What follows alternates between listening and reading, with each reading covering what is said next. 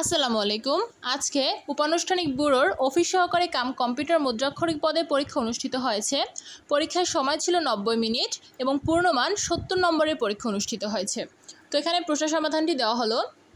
প্রথমে দেখুন 1 নম্বরে আসছে, কোন আমলে ব্রাহ্মী লিপিতে কিছু কিছু পরিবর্তন দেখা যায়? উত্তর খ, গুপ্ত আমল। 2 নম্বরে আছে, বাংলা স্বরধ্বনিতে কয়টি ঋস্বস্বর আছে? উত্তর খ, 4টি। 3 নম্বর, নিচের কোন ধ্বনিকে পার্শ্বিক ধ্বনি বলা হয়? উত্তর ঘ, ল। 4 নম্বরে আছে, কোন শব্দে যুগ্মরীতিতে গঠিত দ্বিরুক্ত পদে ব্যবহার হয়েছে? উত্তর গ, আকাশে বাতাসে। 5 নম্বর, কোন বর্গীয় ধ্বনির আগে দন্তন্য সবসময় মূর্ধন্য হয়? উত্তর গ, ট বর্গীয় ধ্বনি।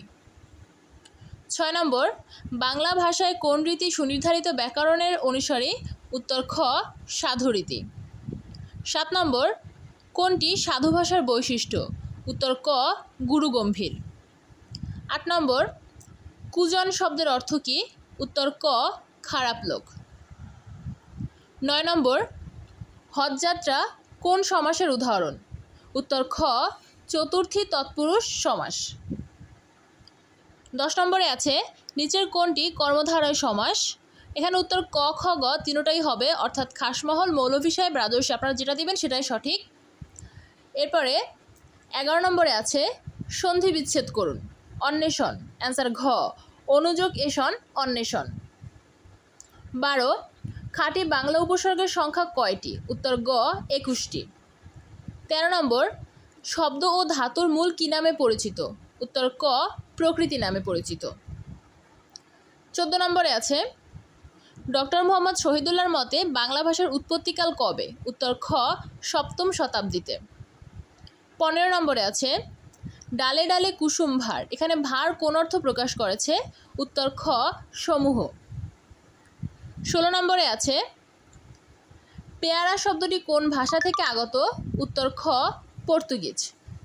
আপনারা কে কত বাংলায় পেলেন অবশ্যই কিন্তু কমেন্ট করে জানাবেন। এরপরে 17 নম্বরে আছে, নিচের কোনটি তৎসম শব্দ? উত্তর ক, দধি। 18 নম্বরে আছে, মধ্যযুগের কোন কবি নিজেকে বাঙালি বলতে গর্ববোধ করতেন? উত্তর ঘ, আব্দুল হাকিম।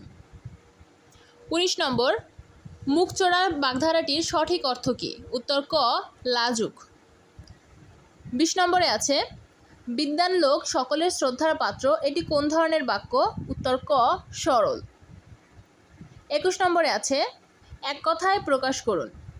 স্থানীয় ঠিকানা নেই যার? উত্তর খ, উদ্বাস্তু। বাংলার সর্বশেষ অর্থাৎ 22 নম্বর প্রশ্ন, কোন বানানটি শুদ্ধ? উত্তর গ, নিরীহ। আর আপনারা যারা আমার চ্যানেলে নতুন আসার, চ্যানেলটি অবশ্যই সাবস্ক্রাইব করবেন। এখানে আমি শুধু বাংলার সমাধান দিলাম, আর কিছুক্ষণের মধ্যেই কিন্তু ইংলিশ, অঙ্ক, সাধারণ জ্ঞান সবগুলো সমাধানই দিব। তাই অবশ্যই চ্যানেলটি সাবস্ক্রাইব করে পাশে থাকবেন। ধন্যবাদ।